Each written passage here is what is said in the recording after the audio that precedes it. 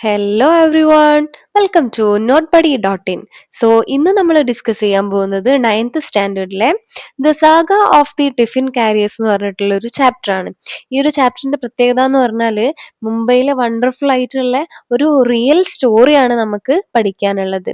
So ഈ ഒരു സ്റ്റോറീന്റെ എല്ലാ ആക്ടിവിറ്റീസും ക്വസ്റ്റ്യൻ ആൻസറും സമ്മറിയും കാര്യങ്ങളും എല്ലാം നോട്ട്ബഡി.in എന്ന് പറഞ്ഞിട്ടുള്ള സൈറ്റിൽ അപ്ലോഡ് ചെയ്തിട്ടുണ്ട്. അപ്പോൾ എല്ലാവരും ഒന്ന് ചെക്ക് ചെയ്ത് നോക്കാം. നമുക്ക് പെട്ടെന്ന് തന്നെ എന്ത് ചെയ്യാം, ചാപ്റ്ററിലേക്ക് കടക്കാം.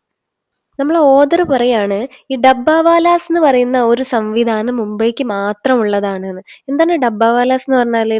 ഈ ഭക്ഷണങ്ങൾ ടിഫിനിലാക്കിയിട്ട് വീട്ടിൽ നിന്ന് ഓഫീസിലേക്ക് എത്തിക്കുന്ന ആൾക്കാർ, അവരാണ് ഈ ഡബ്ബാവാലാസ് എന്ന് പറയുന്നത്. ഓക്കെ ആണല്ലോ. ഈ ഡബ്ബാവാലാസ് എന്ന് പറയുന്നത് മുംബൈന്റെ മാത്രമാണ്, അവർക്ക് മാത്രമുള്ള ഒരു പ്രത്യേകതയാണെന്നാണ് പറയുന്നത്. ലോകത്തിലെ മറ്റേത് നഗരത്തിലും ഇതിന് സമാനമായിട്ടുള്ള ഒരു സംവിധാനം, ഒരു സിസ്റ്റം ഇല്ല. കാരണം എന്താണ്? മുംബൈ ഒരു ഭയങ്കര തിരക്കേറിയ, വില കൂടിയതുമായിട്ടുള്ള, ഭയങ്കര സ്പീഡിൽ പോകുന്ന ഒരു നഗരമാണെന്നാണ് പറയുന്നത്. ജോലി സ്ഥലങ്ങൾക്ക് അടുത്ത് താമസിക്കാനുള്ള ഒരു സൗകര്യം കിട്ടാൻ വളരെ ബുദ്ധിമുട്ടാണ്. ഇനി കിട്ടിയാൽ തന്നെ അതിന് ചെലവും എന്താണ്, വളരെ കൂടുതലാണ്. മുംബൈ എന്ന് പറയുന്നത് ഇന്ത്യയിലെ എല്ലായിടത്തുള്ള ആൾക്കാരെയും എന്താണ് അട്രാക്ട് ചെയ്യുന്ന ഒരു പ്ലേസ് ആണ് അല്ലേ. ഓരോരുത്തർക്കും എന്താണ് വ്യത്യസ്ത ഭക്ഷണശീലങ്ങളും ഉണ്ട്. അപ്പോൾ ഹോട്ടലിൽ നിന്ന് ഭക്ഷണം വില കൂടിയതോടെ എന്താണ് എല്ലാവർക്കും വീട്ടിലെ ഭക്ഷണം കഴിക്കാനാണ് ആഗ്രഹം അല്ലേ.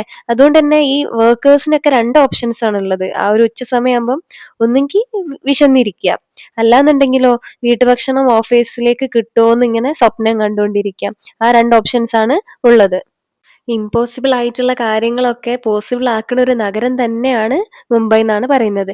വീട്ടിലെ ടിഫിൻ എന്താണ് ഓഫീസിൽ കിട്ടണം എന്നുള്ള ആ ഒരു ഡ്രീം ഉണ്ടല്ലോ, ആ ഒരു സ്വപ്നം, അത് ഡബ്ബാവാലസ് മുഖേന എന്താണ് യാഥാർത്ഥമാവാണ് ചെയ്യുന്നത്. അവർ ചെയ്യുന്നത് എന്താണ്, വീട്ടിലെ ടിഫിന് ഓഫീസിലെത്തിക്കുക. ഓദർ ഇങ്ങനെ ചിന്തിക്കുകയാണ്, പണ്ട് ഡബ്ബാവാലാസിനെ ഇങ്ങനെ കാണുന്ന ആ ഒരു സമയം അവർ ഭയങ്കരമായിട്ട് റഷ് ചെയ്തുകൊണ്ട് ഈ സ്റ്റേഷനിലൊക്കെ ഇങ്ങനെ നടക്കുന്നുണ്ടാവും. വലിയ വലിയ ബോക്സുകളായിട്ട് ഓടി ഓടി ട്രെയിൻ കയറുകയും തിരക്കേറിയ റോഡ് കടക്കുകയൊക്കെ ചെയ്യുന്നത്. അവർ മുംബൈയുടെ എന്താണ് ഒരു പതിവ് കാഴ്ചയിൽ ഒന്നായിരുന്നു. അതായത് നമ്മളെ ഈ ബ്ലാക്ക് ആൻഡ് യെല്ലോ ടാക്സികൾ ഉണ്ടല്ലോ, അത് കാണുന്ന അത്രയും എന്താണ് ഡബ്ബാവാലാസിനെ കാണുമായിരുന്നു എന്നാണ് പറയുന്നത്. 1890 ഒരു പാർസി ലേഡി അവരുടെ ഹസ്ബൻഡിന് ഭക്ഷണം എത്തിക്കാൻ വേണ്ടിയിട്ട് മഹാദു എന്ന് പറഞ്ഞിട്ടുള്ള ഒരാളിനെ സഹായിക്കാൻ വേണ്ടിയിട്ട് പറഞ്ഞു. ആ ഒരു ചെറിയൊരു സേവനമാണ് പിന്നീട് എന്താണ് ഡബ്ബാവാലാസ് എന്ന് പറഞ്ഞിട്ടുള്ള ഒരു സംവിധാനത്തിന്റെ തന്നെ തുടക്കം. ഏതൊരു ചെറിയൊരു പ്രവൃത്തി പിന്നീട് എന്താണ് ലോകം അറിയുന്ന വലിയൊരു വൻ സംഘടനയായിട്ട് വളരുകയാണ് ചെയ്തിട്ടുള്ളത്. ഒരു ചൂടേറിയ മാർച്ച് ദിവസത്തിൽ എഴുത്തുകാര് ഓതേഴ്സ് എന്താണ് ഡബ്ബാവാലാസ് അസോസിയേഷനെ സന്ദർശിക്കുകയാണ്. അവര് ടിഫിൻ ബോക്സുകൾ ക്രമീകരിക്കുന്ന ആ ഒരു ശബ്ദവും കാര്യങ്ങളും അതുപോലെ സ്റ്റേഷനുകളുടെ ആ ഒരു തിരക്കും എല്ലാം കണ്ടു മനസ്സിലാക്കുകയാണ്. അവര് അസോസിയേഷന്റെ പ്രസിഡന്റിനെയും അംഗങ്ങളെയും ഒക്കെ കാണുന്നുണ്ട്.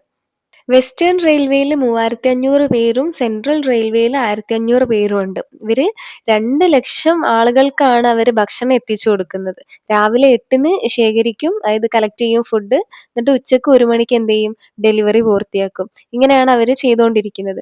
ഓരോ കസ്റ്റമേഴ്സിൽ നിന്നും അവര് മന്ത്ലി എന്താണ് ഒരു അറൗണ്ട് 500 ഒക്കെയാണ് അവര് ചാർജ് ചെയ്യുന്നത്. ഇങ്ങനെയാണ് ഈ ഒരു ഡബ്ബാവാല സിസ്റ്റം പോകുന്നത്.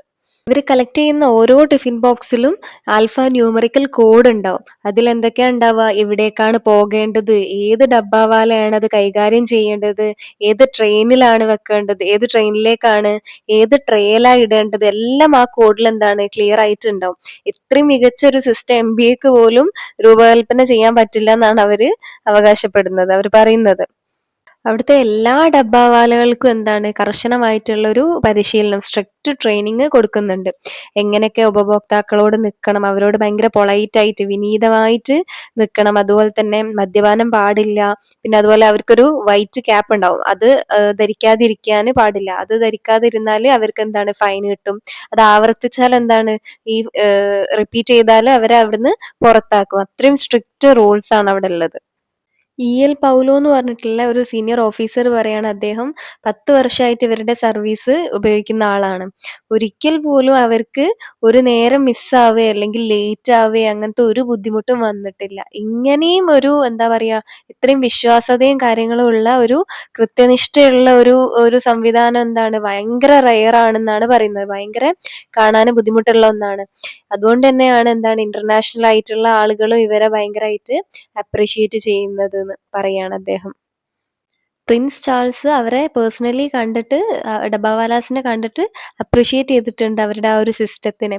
ഈവൻ അവരെന്ത് ചെയ്തിട്ടുണ്ട്, വെഡ്ഡിങ് ഗിഫ്റ്റ് വരെ കൊടുത്തിട്ടുണ്ട് അതിലൊരാൾക്ക്. ഇതൊക്കെ കാണിക്കുന്നത് എന്താണ്, അത്രയും അവർ ഗ്ലോബലി ബഹുമാനിക്കപ്പെടുന്നുണ്ട് അല്ലെങ്കിൽ റെസ്പെക്ട് ചെയ്യുന്നുണ്ട് എന്നുള്ളതാണ്.